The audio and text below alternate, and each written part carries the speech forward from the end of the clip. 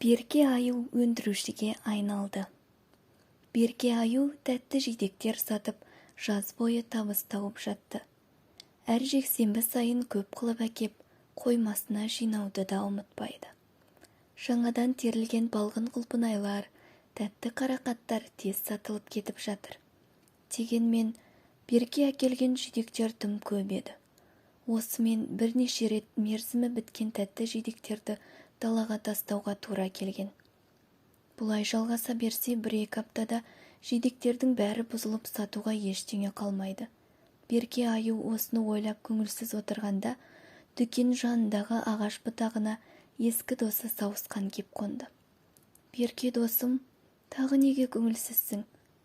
Жидектерім бұзылып жатыр. Жаз болса аяқталуға жақын. Бұлай жалғаса берсе, қыста не сатамын? Деді Берке мұңая. Досым, босқа қайғырма, сен одан да былай істе. Қазір орманда да жаз ортасы болғандықтан жидектер көп. Сондықтан бәрін сатып үлгере алмайсың. Сен қарақаттан тосап жаса, ал құлпынайдан компот жаса. Сөйтіп қысқа сақтап қой. Қыста орманда да жидектер азайғанда тұрғындар сенен келіп алады. Көп пайда табатын боласың, деп ақыл айтты.